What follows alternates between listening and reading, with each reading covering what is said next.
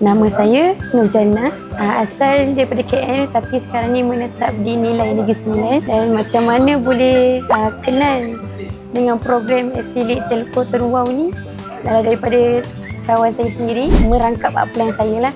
Dia yang terangkan kepada saya tentang manfaat kelebihan daripada Tun Wow ni. Pertama sekali lah, yang paling best ialah kalau sebelum ni kita buat perbandingan lah kan, sebelum dengan selepas kan. Sebelum kita tak habis lagi guna untuk bulan tu, dah habis data. Tapi beza dengan Tun Wow, data tu ada lagi. Boleh bawa ke depan pula kan. Yang pertama, kelebihan data tu. Yang kedua, apps dia. Yang bantu jugalah untuk kita tengok daripada segi data dia dan sebagainya. Nak top up pun senang. Dan yang ketiga ialah bila kita top up, kita dapat cashback. Itu kelebihan yang menarik lah setakat ni. Sushi atau Vietnamese roll? Confirm sushi. Nice. Kopi atau matcha? Kopi. Bullet train atau taksi motosikal? Bullet train. Salji atau pantai? Salji. Kimono atau audai? Okey, itu Audai. Onsen atau mandi lumpur? Onsen. Perbezaan itu memang ketara. Antaranya sebab data lah. Kalau sebelum ni saya berguna tak sampai akhir bulan dah habis data. Then move kepada next month, dia akan data tu ada balik. Kena tunggu month yang seterusnya tu baru dapat data yang lain ataupun kena booster lain. Last tebus 1 GB bulan lepas. Tapi sepanjang saya buat, komisen kita meningkat lah. Day by day meningkat. Cuma kita sekarang nak bagi tahu dah cecah sampai 4 angka lah. Baru start dah cecah sampai 4 angka.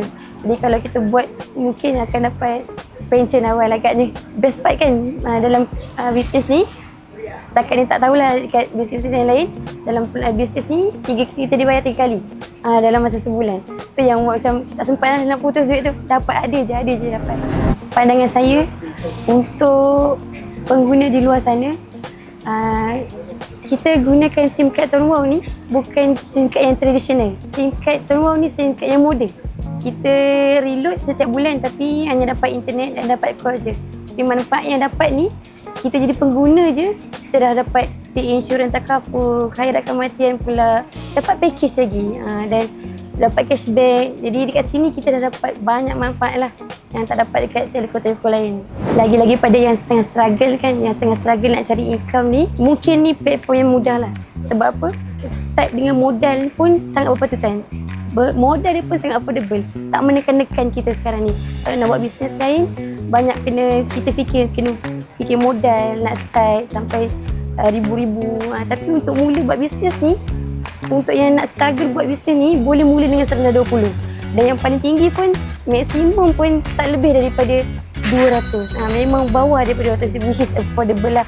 Jadi pada pandangan saya lah, kita boleh start buat bisnes ni dengan ada platform, dengan ada sistem, memang dah mudahkan urusan kita lah. Lagi pula, kalau dah ada kerja tapi income masih lagi tak stable, saya nak cadangkan kepada anda untuk ambil tahu tentang peluang Tun Wow ni tuan-tuan, sebab dia dapat banyak manfaat dan boleh bantu kita lah untuk saving extra income, insyaAllah. Hai, Assalamualaikum. Nama saya Nurjana dan saya pilih Tun Wow.